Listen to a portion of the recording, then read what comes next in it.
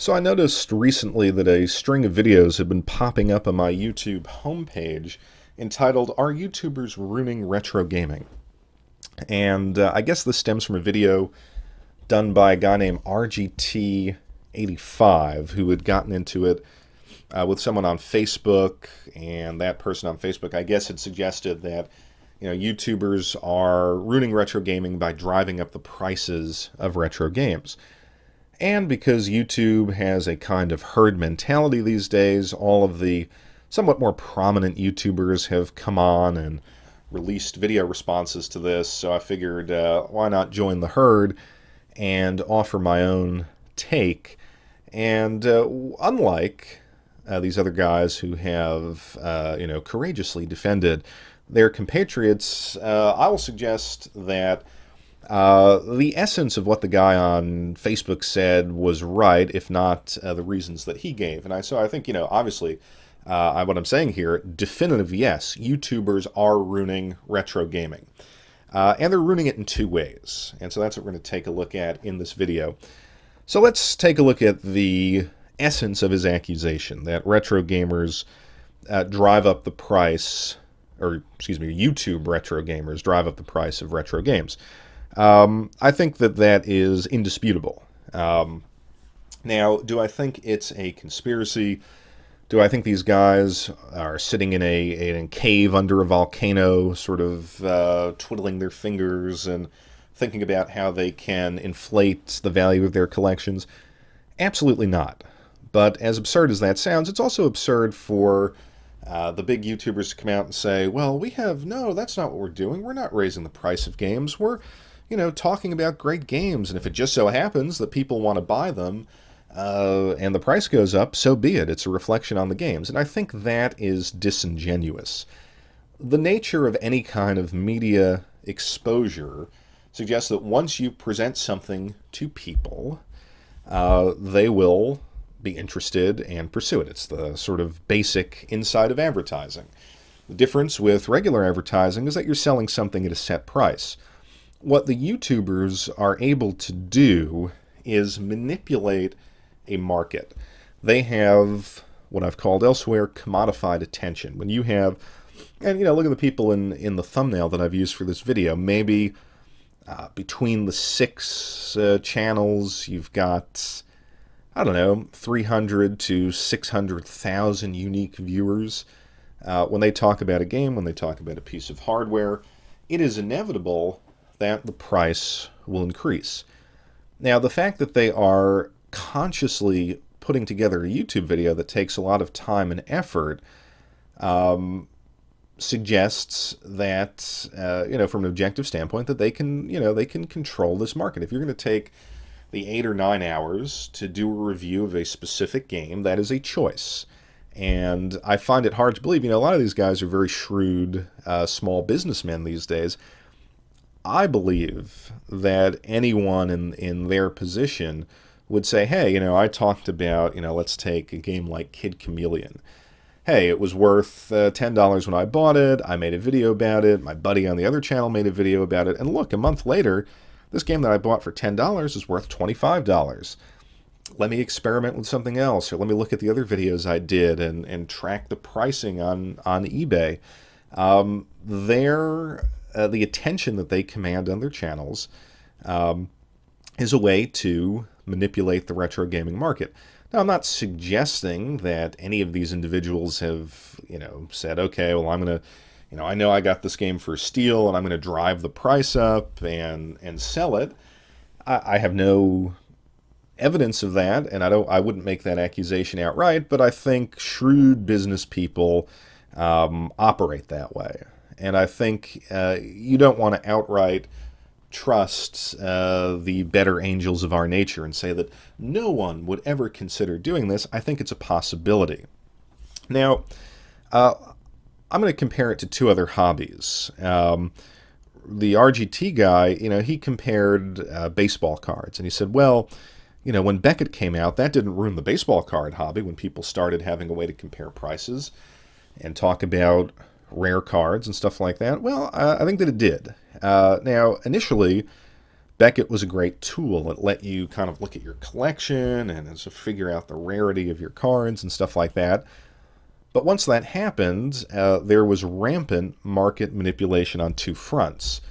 You had people sort of, the hustlers and the resellers. And I don't know if you remember, there was a channel, like a shopping channel. I think it was called Shop at Home with that Don West guy.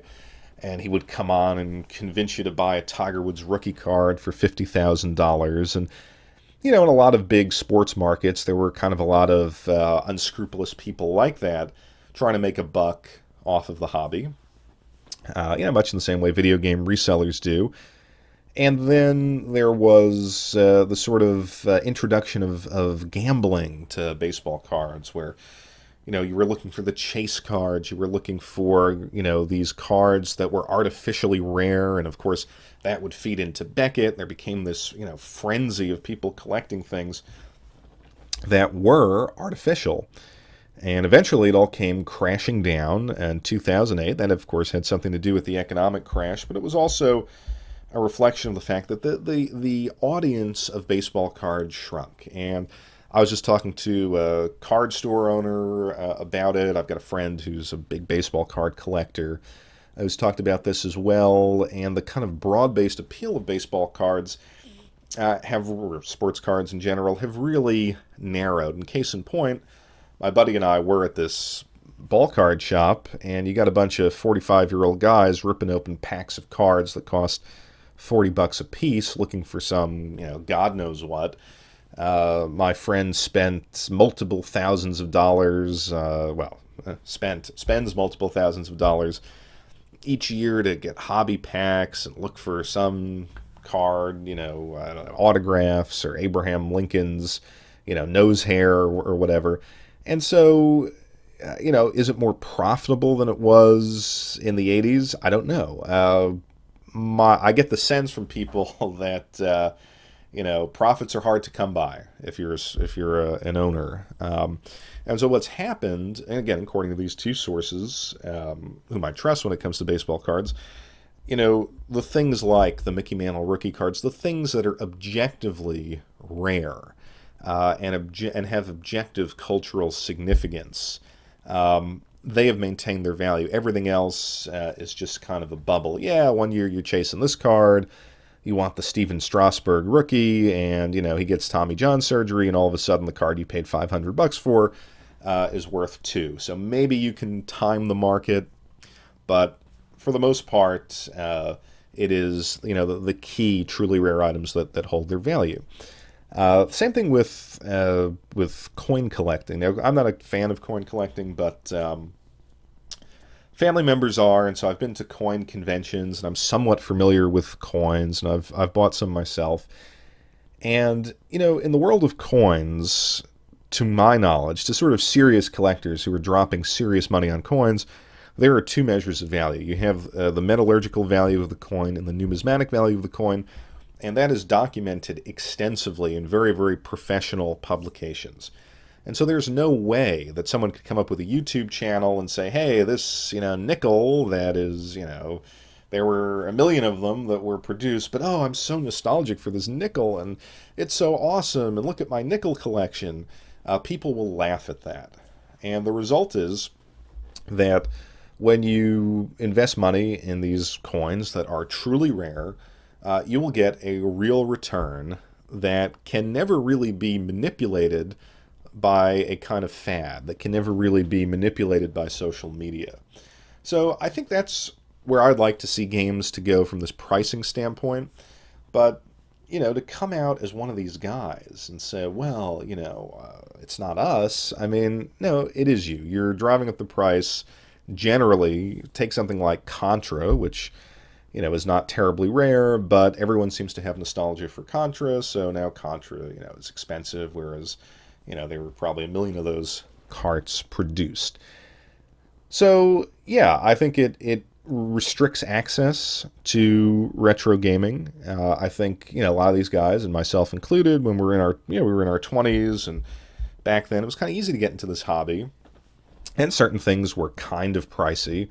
And you needed to have a certain amount of disposable income. But if you want to collect for the 16-bit era these days, you better get that 40 grand bonus at work. Otherwise, you're not going to be able to build a big collection. And they've contributed to that, again, not in a deliberate sense, but they need to recognize the role that they play.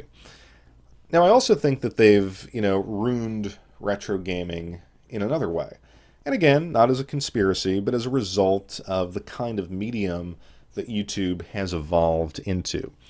If you think back to 2008 and 2009, kind of when I would say the retro gaming craze, or sort of these guys started, and to their credit, they founded the retro gaming community through YouTube and other social media sites. This was an example of what I'll consider, at least in the restricted sense of the word authentic social media, in the sense that, hey, I was collecting retro games for a while. I didn't consider myself a collector or a retro gamer.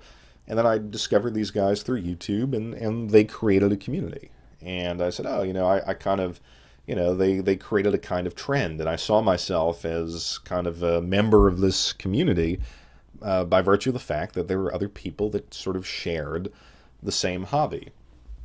And for a while, it was, I'll go so far as to say, kind of revelatory to finally say, hey, I may not be able to talk to my immediate circle of friends or, family about this, but hey, there's this community online, and it felt real and authentic. Fast forward to today, and you look at a lot of these guys, and it's just the nature of getting older. You sort of find yourself, once you crest 30, at least in my experience, the raw pleasure of collecting for nostalgia sort of fades, and you're forced to confront, what am I really doing with all of these games? What am I really doing with a YouTube channel? You sort of pose an opportunity cost question to yourself, and I think what we're seeing is a lot of these guys are saying, hey, I've got 100,000 subscribers, I've got all these followers, and they monetize that. Just like any other social media personality, just like any other company, it's the nature of the economics of the internet. You trade attention for profit or other advantages. And so you take a guy like Pete Dorr, this kid that I discovered on YouTube, just sitting in front of a pile of games and passionately talking about them, to a Twitch streamer to whom you have to donate a certain amount of money so he'll continue his eBay searches, or, throwing the chips in the cup on Twitch, or whatever the hell that is. Gamester81, discovered him through the All Gen Gamers podcast. Seemed like a nice guy who was just into retro collecting, and, now he bought a stake in some retro-ish company, releasing all these sorts of games, I think he was doing something with the Coleco Chameleon and all of that. And all of a sudden, All Gen Gamers, his channel, you get him reviewing or previewing, the stuff that he's ultimately trying to sell. Some of the other guys that were mentioned in all these videos, the NES Punk, the Game Chasers, the AVGN, I'm not overly familiar with them. I saw some of their stuff back in the day, and it just wasn't for me. But, we've gone from community to self-promotion and brand building. And I think, again, that's just sort of tied in with the nature of the medium. But it has given rise to what I've called elsewhere the retro personality. We all have the quirky gaming t-shirts. We all have the hipster beards. We all have, the nostalgia for a certain basket of games that, of course, command a high price because of it. So they've created a trend, they've created a niche, they've created a market segment, and, again, they have a commanding role in this market. And hey, that's not down to, again, evil plotting. It's because, they got in early. They made, or at least some of these people, in my opinion, made some really compelling videos, and they gained an audience. And now, whether they want to admit it or not, they're kind of cashing in on it. So, yeah, it's not what it was. And so to me, it's been ruined in the sense that I don't feel as connected to it. You know, when something becomes a sort of cultural mainstay, when something becomes a market segment, it loses that authenticity factor.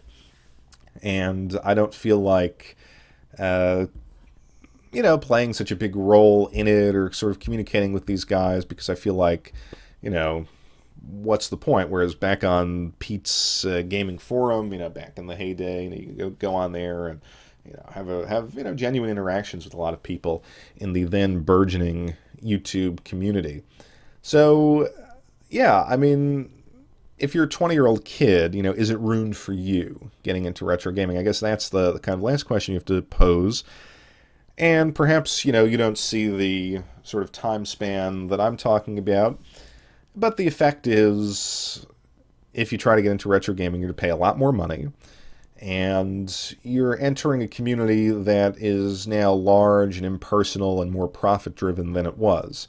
So it may not be ruined for you, but it's certainly not, I think, the welcoming family of retro enthusiasts that it once was. So I think rather than coming together and releasing videos, completely exonerating yourself from all of the developments in retro gaming is, a mature hobby, recognizes market trends and the causes of them. And these guys have played in to the upward trend of retro gaming, or if you want to look at it positively, negatively, the retro bubble. It's just the way markets work.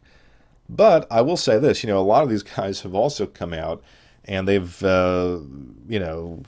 criticized, oh, well, I went to the swap meet and they were charging eBay prices. So they're against high prices, people trying to profit from the atmosphere that they've helped create. And, they want the good deals and they're sort of remiss that they can't be found. And yet, on the other hand, they sort of come out and say, oh, well, we're not responsible for this. We're just talking about great games. So as always, my plea is for just an increased maturity and an increased sense of understanding of where the hobby is.